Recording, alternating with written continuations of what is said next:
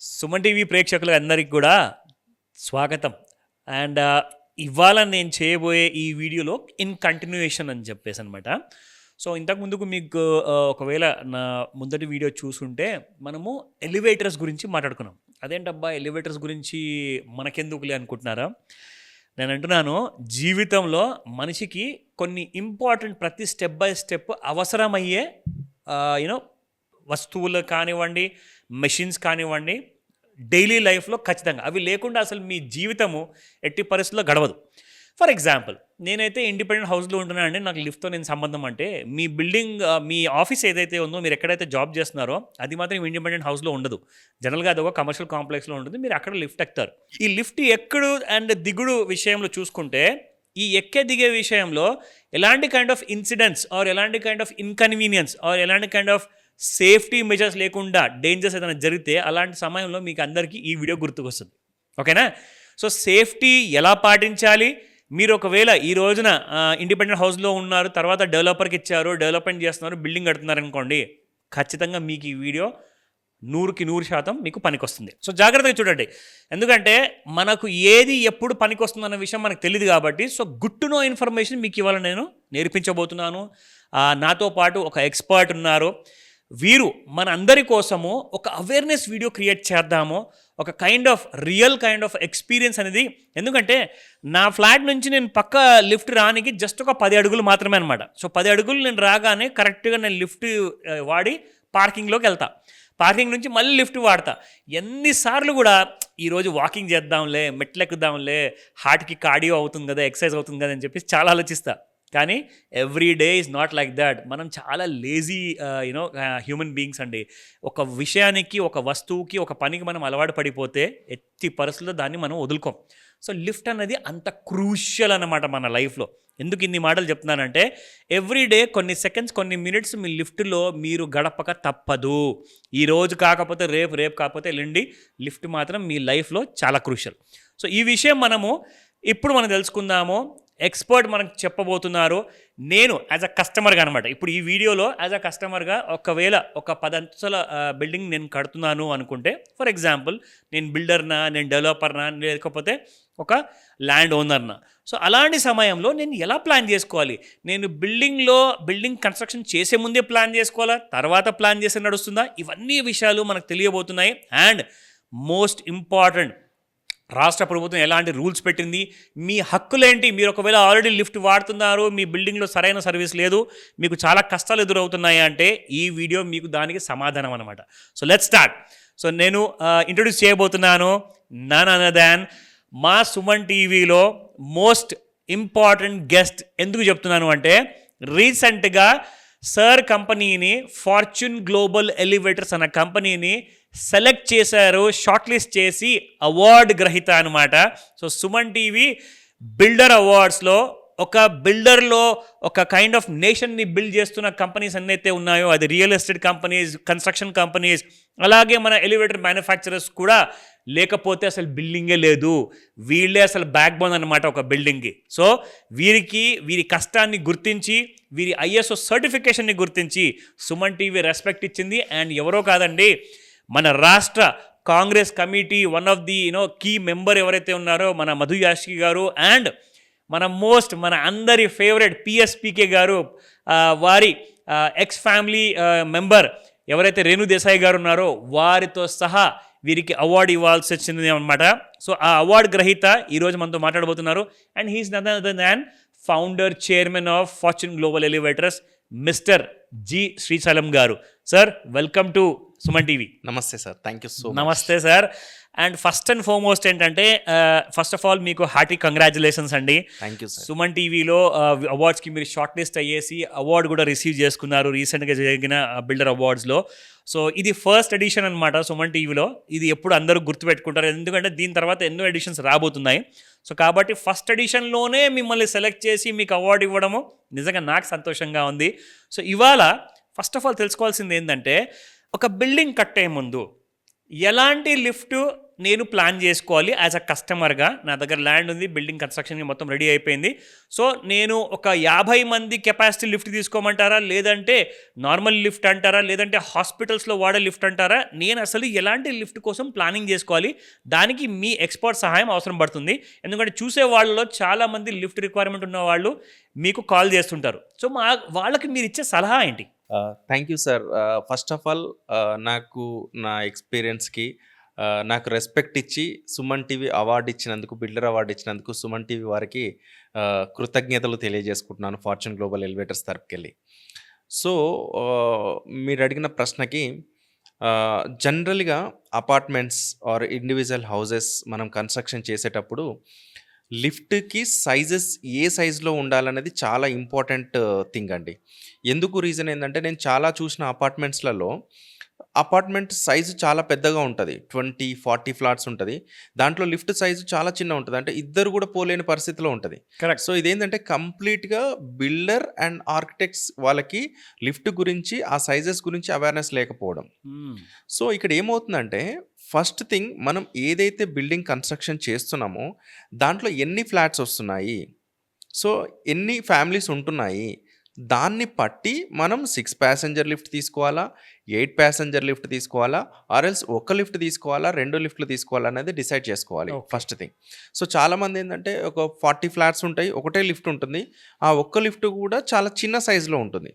So ఆటోమేటిక్గా దాంట్లో use చేసుకునే పబ్లిక్కి అది కంఫర్టబుల్ అనేది కాదన్నట్టు. కరెక్ట్. సో రెసిడెన్షియల్కి లిఫ్ట్ సైజెస్ ఆర్ఎల్స్ మన అపార్ట్మెంట్స్కి లిఫ్ట్ సైజెస్ డిఫరెన్స్ ఉంటాయి. సో బేసికల్గా 6 ప్యాసింజర్ లిఫ్ట్ వచ్చేసి 5.5 feet by 5 feet అనేది మినిమం సైజ్ ఇది. ఓకే. నేను చాలా ప్లేస్లలో చూశాను 3 feet by 4 feet పెడతారు. సో దాంట్లో ఏంటంటే, ఆ సైజ్ ఏదైతే మనం లిఫ్ట్ సైజ్ ఇస్తున్నామో అంతే సైజు లిఫ్ట్ క్యాబిన్ రాదు. ఫస్ట్ వాళ్ళు అబ్జర్వ్ చేయాల్సింది ఏంటంటే, దాంట్లో మనకు రైల్స్ ఉంటాయి, బ్రాకెట్స్ ఉంటాయి, క్యాబిన్ థిక్నెస్ ఉంటుంది, దానికి వచ్చే ఫ్రేమింగ్ ఉంటుంది, ఇవన్నీ మైనస్ అవుతాయి. సో దానికి వచ్చే రన్నింగ్ క్లియరెన్సెస్ కానీ ఇవన్నీ మైనస్ అయిన తర్వాతనే మనకు క్యాబిన్ సైజెస్ అన్నది వస్తుంది. సో చాలామంది నన్ను అడిగే క్వశ్చన్ ఏంటంటే, మేము ఇంత ప్లేస్ వదిలేసినాం కదా, లిఫ్ట్ ఇంత చిన్నగా ఎందుకు వచ్చింది అంటే, దాన్ని రన్నింగ్ అవ్వడానికి దానికి సంబంధించిన ఎక్విప్మెంట్స్ అనేవి ఇన్సైడే ఫిట్ అవుతాయి. సో ఆటోమేటిక్గా ఆ సైజెస్ అనేది మైనస్ అవుతాయి అన్నట్టు. సో కస్టమర్స్కి నేను సజెస్ట్ చేసేది ఏంటంటే, మినిమం లిఫ్ట్ సైజుని 5.5 feet by 5 feet తగ్గకుండా ప్లాన్ చేసుకోండి. ఫర్ ఎగ్జాంపుల్ కొన్ని ఇండివిజువల్ హౌసెస్ ఉంటాయండి. సో అక్కడ ఏంటంటే వాళ్ళకి 110 square yard, 120 square yard ఉంటుంది. వాళ్ళు ఎక్కువ ప్లేస్ తీయలేనప్పుడు at least minimum 4 feet by 4 feet plan చేసుకోండి. So minimum size after plastering తర్వాత, ఆఫ్టర్ బ్రిక్ వర్క్ తర్వాత, ప్లాస్టింగ్ తర్వాత ఉండాల్సిన సైజెస్ అన్నట్టు. అండ్ ఇంకోటి ఏంటంటే, పెద్ద కమ్యూనిటీస్లో ఉన్నప్పుడు మినిమం 2 లిఫ్ట్లు ఇవ్వడానికి ప్రయత్నం చేయండి. సో ఒక లిఫ్ట్ ఏదైనా ప్రాబ్లం వచ్చినా కానీ ఇంకొక లిఫ్ట్ సర్వీస్ ఉండడానికి ఉంటుంది. అండ్ ఇంకొకటి ఏంటంటే, పబ్లిక్ కూడా ఎక్కువ వెయిటింగ్ చేయాల్సిన అవసరం కూడా ఉండదు అన్నట్టు. సో ఒకవేళ బడ్జెట్ మనకి ఎక్కువ అవుతుంది, 2 లిఫ్ట్లు పెట్టుకోలేని ఆ సిచ్యువేషన్లో బిల్డర్ ఉంటే అట్లీస్ట్ 8 ప్యాసింజర్ కెపాసిటీ ఉన్న లిఫ్ట్ ఇవ్వండి. ఓకే. అంటే అప్పుడు అది ఎన్ని కేజీలు వెయిట్ తీసుకుంటుంది? అది జనరల్గా 6 ప్యాసింజర్ కెపాసిటీ వచ్చేసి 408 kgs ఉంటుంది. ఇది స్టాండర్డ్ ఇది. సో అలాగే 8 ప్యాసింజర్కి వచ్చేసి 544 kgs ఉంటుంది అన్నట్టు. సో ఇవేంటంటే ఆల్రెడీ ఇంటర్నేషనల్ స్టాండర్డ్స్ ఏవైతే ఉన్నాయో వాళ్ళు ఒక ప్యాసింజర్కి వచ్చేసి 68 kgs లాగా కన్సిడర్ చేసినాయి అన్నట్టు. బట్ నవ్వే డేస్ ప్రతి ఒక్కరు కూడా 90 kgs ప్లస్ 98 kgs ఎలాగో ఉంటున్నారు కాబట్టి, సో మనం 8 ప్యాసింజర్ని 6 ప్యాసింజర్ లాగా కన్సిడర్ చేసుకోవాలి. సో సైజెస్ విషయంలో మాత్రం కాంప్రమైజ్ అవ్వకుండా, అది హాస్పిటలా లేదంటే మనకి పబ్లిక్ యూసేజ్ ఎక్కువగా ఉన్న ప్లేస్ కమ్యూనిటీ హాల్ అంటే అపార్ట్మెంట్సా లేదు అంటే ఇండివిజువల్ హౌసెసా, సో అక్కడ ఉండే పబ్లిక్ కెపాసిటీ ఎంత సైజెస్, ఎన్ని ఫ్యామిలీస్ ఉంటున్నారు, దాన్ని బట్టి లిఫ్ట్ డిజైన్ చేసుకోవడం మంచిది. మీరు చెప్పిన తర్వాత నేను జస్ట్ ఆలోచిస్తూ మొదలుపెట్టాను అనమాట.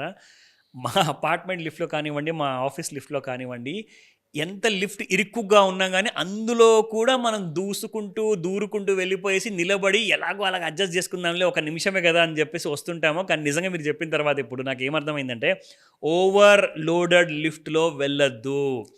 It is not good, not safe. Correct అంటారా? 100%. ఈ రోజు నుంచి నేను నలుగురు కూడా ఉన్నా కానీ మీరు వెళ్ళండి బాబు, నేను వస్తాను తర్వాత అని చెప్తాను. అండ్ ఒకవేళ నేను లోపల ఉన్నప్పుడు ఎవరైనా ఎక్కడైనా ట్రై చేస్తే కూడా దయచేసి ఆగండి. మేము వెళ్తాం ఫస్ట్, దాని తర్వాత మీరు రండి. ఎందుకంటే లిఫ్ట్కి ఓవర్ యూసేజ్, ఓవర్ లోడ్ ఉండకూడదు. Yes. So that's a great point అండి. ఈ వీడియో చూసిన వాళ్ళందరూ కూడా సేఫ్టీగా ఒకవేళ ఉండాలనుకుంటే ఫస్ట్ ఆఫ్ ఆల్ లిఫ్ట్లో ఓవర్లోడ్ చేయకండి. అంటే 8 మంది కోసం తయారు చేసిన లిఫ్ట్ 5 6 వెళ్తే సేఫ్ ఉంటుంది. బికాజ్ చాలా మంది ఓవర్ వెయిట్ ఉంటున్నారు ఈ మధ్య. ఎస్. సో కాబట్టి తప్పకుండా గుడ్ న్యూస్. మోర్ ఎవర్ ఏంటంటే సార్, నేను కొన్ని ఇన్సిడెంట్స్ చూశాను. ఫర్ ఎగ్జాంపుల్ ఏంటంటే కొన్ని షాపింగ్ మాల్స్ ఆర్ ఎల్స్ ఏదైనా పబ్లిక్కి సంబంధించిన ఓపెనింగ్ ప్లేస్లలో కొంతమంది విఐపీస్ వస్తూ ఉంటారు. సో ఈ విఐపీస్తో పాటు ఒక 6 ప్యాసింజర్ లిఫ్ట్ ఉన్నప్పుడు ఎక్కువ మంది వెళ్ళే ఛాన్సెస్ ఉంటాయి. కరెక్ట్. వెళ్ళినప్పుడు అలా ఫాల్ అయిన లిఫ్ట్లు చాలా ఉన్నాయి. అసలు చాలా ఇన్సిడెంట్స్ మనం న్యూస్లో కూడా చూస్తూ ఉంటాం. సో ఎమ్మెల్యే గారు లిఫ్ట్ ఓపెనింగ్ వచ్చేసి లిఫ్ట్ కింద పడిపోయిందని చెప్పేసి వింటూ ఉంటాం. అన్నిటికీ రీజన్ ఏంటంటే సార్, యాక్చువల్గా ఏదైతే మనకు 6 ప్యాసింజర్ లిఫ్ట్ ఏదైతే మనం 408 కేజెస్ అనుకుంటున్నామో దాని క్యాబిన్ సైజెస్ కూడా ఆల్రెడీ డిసైడ్ చేయబడింది. ఓకే. ఎలా అంటే ఒక లిఫ్ట్కి వచ్చేసి ఫర్ ఎగ్జాంపుల్ ఒక 5 HP మోటార్ తీసుకున్నాం అనుకోండి, దాని స్ట్రాటజిక్ లోడ్ వచ్చేసి 3000 కేజెస్ ఉంటుంది. ఓకే. సో ఈ 3000 కేజెస్ ఏదైతే ఉందో మన వాళ్ళు ఏం చేస్తారు, దానికి 1100 బై అంటే 1000 బై 1100 అనేది క్యాబిన్ సైజ్ ఇవ్వాలి స్టాండర్డ్స్ ప్రకారం. వీళ్ళు ఏం చేస్తారు, 1200 బై 1200 ఎంఎంలలో ఆర్ఎల్స్ 1300 బై 1300 ప్లేస్ పెద్దగా ఉంది కదా అని చెప్పేసి ఇస్తారు. సో అప్పుడు ఆటోమేటిక్గా మనకు 408 కేజెస్లో వెయిట్ మైనస్ అవుతుంది, స్పేస్ ఉంది కదా అని పబ్లిక్ వెళ్తూ ఉంటారు. సో దానివల్ల జరిగే ఇన్సిడెంట్స్ ఇవన్నీ అన్నట్టు. ఇప్పుడు ఫర్ ఎగ్జాంపుల్ ఏదైనా మనం ఒక బరువుని ఏదైతే మనం ఎంత హోల్డ్ చేయగలమో అంతే హోల్డ్ చేయగలం. కరెక్ట్. ఈ మోటార్ కూడా అంతే. సో మనం ఏదైతే కెపాసిటీ పెట్టామో ఆ కెపాసిటీ మటుకే హోల్డ్ చేయగలుగుతుంది. ఆఫ్టర్ దట్ స్లిప్పింగ్ అయ్యే ఛాన్సెస్ ఉంటుంది, ఎందుకంటే అది బరువు మోయలేదు కాబట్టి. కరెక్ట్. సో ఆటోమేటిక్గా అది కింద ఫాల్ అవుతుంది. బట్ దానికి కూడా మనము ప్రివెంటివ్గా సేఫ్టీ డివైజెస్ యూస్ చేస్తాము. సో టెక్నాలజీ వచ్చేసింది. యా. సో అది ప్రీవియస్ నుంచి ఉంది, బట్ లోకల్ మార్కెట్కి వచ్చేసి ఏంటంటే అవేర్నెస్ ఉండకపోవడం వల్ల పెట్టట్లేదు. సో దానికి సంబంధించిన ఓవర్ స్పీడ్ గవర్నర్స్ కానీ ఆర్ ఎల్స్ ఓవర్లోడ్ డివైజెస్ కానీ ఇవన్నీ మ్యాండేటరీగా ఉండాలి. అట్లా ఓవర్ స్పీడ్ గవర్నర్స్ అన్నారు కదండి. ఇప్పుడు ఇది చాలామంది ఏం చేస్తారంటే దీనివల్ల కాస్ట్ పెరిగిపోతుంది కాబట్టి కస్టమర్ ఇవ్వడానికి ఏడుస్తాడు, మరి తర్వాత ఇవ్వకపోవచ్చు, మన బిజినెస్ పోతుంది కదా అని చెప్పేసి ఓవర్ స్పీడ్ గవర్నర్ ఈ రోజున ప్రేక్షకులకు చెప్పండి ఎంత కాస్ట్ అవ్వచ్చు అప్రాక్సిమేట్లా? సార్, ఓవర్ స్పీడ్ గవర్నర్ అనేది ఏదైతే డివైస్ ఉందో మనం తీసుకుంటే యాక్చువల్గా ఒక 10,000 వరకు మోస్ట్లీ కాస్ట్ అవుతుంది. ఓకే. పెద్ద కాస్ట్లీ కాదు, కానీ అది లిఫ్ట్ మ్యానుఫ్యాక్చరింగ్ టైంలో సో యాక్చువల్గా వితౌట్ సేఫ్టీ అనేది కార్ ఫ్రేమ్ తయారు చేయకూడదు. సో ఇది గవర్నమెంట్ రూల్ అవ్వచ్చు ఆర్ ఎల్స్ లిఫ్ట్ ఏదైతే స్టాండర్డ్ రూల్స్ ఉన్నాయో అందులో ఇది పొందుపరచబడింది. సో కంపల్సరీగా ఓవర్ స్పీడ్ గవర్నర్ అనేది ఉండాలి. ఎందుకు రీజన్, ఇది పర్పస్ ఏంటంటే సార్, ఫర్ ఎగ్జాంపుల్ ఒక 408 కేజెస్ లిఫ్ట్ తీసుకున్నాం సార్ మనము, క్యాబిన్లో కంటే కూడా వెయిట్స్లో మనకు వెయిట్ అనేది ఎక్కువ ఉంటుంది. ఫర్ ఎగ్జాంపుల్ మనకి క్యాబిన్ వచ్చి పైన ఆగింది, వెయిట్లు కింద ఆగిపోయినాయి. సో 4th ఫ్లోర్ ఉంది అనుకోండి, 4th ఫ్లోర్లో లిఫ్ట్ ఆగిపోయింది మనకు. సో లిఫ్ట్ని ఆల్రెడీ మనకు బ్యాక్ సైడ్ వెయిట్ ఏదైతే ఉందో ఆ వెయిట్ ఎక్కువ ఉంది. ఎక్కువ ఉన్నప్పటికీ కూడా ఈ బ్రేక్ ఏం చేసింది, హోల్డ్ చేసి పట్టుకుంది. అంటే ఒక సైడ్ బరువుని ఇంకొక సైడ్ బరువు లేని ప్లేస్ని రెండు కూడా హోల్డ్ చేసి పట్టుకుంది. అవును. ఎప్పుడైతే మనకి ఈ బ్రేక్ అనేది ఓపెన్ అయిపోతుందో, అంటే మన అన్కంట్రోల్డ్గా ఓపెన్ అయిపోతుందో, అప్పుడు ఏమవుతుంది, ఆటోమేటిక్గా లిఫ్ట్ దానికి పెట్టిన స్పీడ్ కంటే ఎక్కువ స్పీడ్ వెళ్ళే స్కోప్ ఉంటుంది. సో ఈ స్పీడ్ని ఏం చేస్తుంది అంటే యాక్చువల్లీ మనకు 0.65 మీటర్ పర్ సెకండ్ స్పీడ్ అనేది మ్యాక్సిమం స్పీడ్. ఏదైతే ఉంది మనకు గేర్ మోటార్లో. గేర్లెస్లో వచ్చేసి చాలా స్పీడ్స్ ఉన్నాయి, అంటే 1 మీటర్ తీసుకోవచ్చు, 1.25 మీటర్ తీసుకోవచ్చు, 1.5 తీసుకోవచ్చు. సెకండ్స్లో కూడా 4 ఫ్లోర్స్ 5 ఫ్లోర్స్ వెళ్ళే లిఫ్ట్స్ ఉన్నాయి, లైక్ బుర్జ్ ఖలీఫా లాంటి ప్లేసెస్లలో 120 సెకండ్స్లలో 125 ఫ్లోర్స్ వెళ్ళిపోతాం.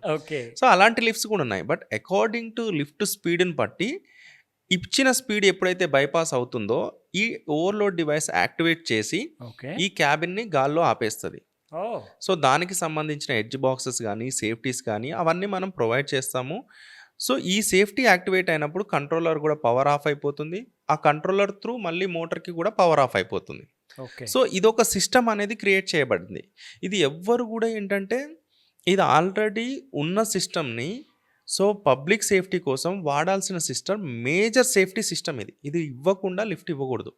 బట్ హైదరాబాదు లాంటి ప్లేసెస్ చూసుకుంటే దాదాపు 100 లిఫ్ట్లలో 50% లిఫ్ట్స్కి ఓవర్ స్పీడ్ గవర్నర్ ఉండదు. సీరియస్లీ 50% ప్లస్సే ఉంటుంది. బట్ మనం 50% అంటున్నాం. 50% ప్లస్ లిఫ్ట్స్కి ఓవర్ స్పీడ్ గవర్నర్ ఉండదు. ఇది చాలా డేంజర్ విషయం అండి నిజంగా. ఓ గాడ్, అంటే ఈ విషయము ఇది ఎక్కువగా ఎవరికైతే ఈ ప్రాబ్లం తెలీదో వాళ్ళందరికీ ఇది ఒక న్యూస్ అయిపోతుంది. ఇది నిజంగా బ్రేకింగ్ న్యూస్ ఇది. So common man point of వ్యూలో ఏముంటుందంటే సార్, మనం లిఫ్ట్ ఎక్కిన తర్వాత ఎంత స్మూత్గా పైకి వెళ్తుంది, కిందికి వస్తుంది, ఫ్లోర్లలో ఆగుతుందా లేదా అనేది మాత్రమే ఆలోచిస్తారు. బట్ ఇంటర్నల్గా సేఫ్టీ ఏదైతే ఉందో ఆ సేఫ్టీ అనేది కంప్లీట్గా ఎవరైతే లిఫ్ట్ ఇన్స్టాల్ చేస్తున్నారో వాళ్ళ responsibility. It is not customer responsibility. So it's a company responsibility. Technical experts ఎవరైతే Yes. ఉంటారో. Okay, that's it. Super information అండి. ఎందుకంటే ఇలాంటి విషయాలు అసలు మోర్ దెన్ 50% ఆఫ్ ద లిఫ్ట్స్కి అసలు ఓవర్ స్పీడ్ గవర్నర్ లేదంటే ఇట్స్ ద మోస్ట్ డేంజరస్. ఈ రోజే మీరు క్రాస్ వెరిఫై చేసుకోండి, చెక్ చేసుకోండి. అసలు ఓవర్ స్పీడ్ గవర్నర్ అంటే ఏంటి అన్న విషయం కూడా మీరు ఈ వీడియోలో నేను మీకు ఒకలాంటి కైండ్ ఆఫ్ వీడియో కూడా ప్లే చేపిస్తాను సార్ మాట్లాడుతుంటే, సో దట్ మీకు ఐడియా వస్తుంది. ఓహో ఇలా ఉంటుందా, ఇలా కనిపిస్తుందా ఓవర్ స్పీడ్ గవర్నర్ అంటే, ఇలాంటి మిషన్ ఉంటుందా, అలాంటి బ్రేక్స్ ఉంటాయా, అవన్నీ కూడా మీకు క్లారిటీ వస్తుంది. సో ఈ రోజున ఇంత మంచి విషయం తెలుసుకున్నారో, మోస్ట్ డేంజరస్ విషయం ఇది. అవేర్నెస్ లేని వాళ్ళందరికీ కూడా దయచేసి ఈ వీడియో నేను అంటాను అందరికీ ఫార్వర్డ్ చేయండి. వాట్సాప్లో కానివ్వండి ఆర్ ఈమెయిల్లో కానివ్వండి, ఇమీడియట్గా పంపించండి. ఎందుకంటే ఇలాంటి విషయాలు మీరు తెలుసుకోవాలి. ఎందుకంటే మీ ప్రాణాలతో చెలగాటం ఆడుతున్నారు. It's the most dangerous. Safety విషయంలో మొట్టమొదటి ఏది మీకు కావాల్సింది ఓవర్ స్పీడ్ గవర్నర్. సో ఇది లేదనుకుంటే ఇమీడియట్గా వేయించుకోండి. దానికి ఏం చేయాలో ఒకవేళ డౌట్స్ ఉంటే కూడా కాల్ చేసి అడగండి. ఎందుకంటే స్క్రీన్ పైన కనిపిస్తున్న నెంబర్కి మీరు ఎలాంటి డౌట్స్ ఉన్నా అడగచ్చు. బట్ ముఖ్యంగా కొత్త లిఫ్ట్స్ మాత్రము yes sir can help you with that. So thank you very much Srisailam garu. Thanks. Thank you once again.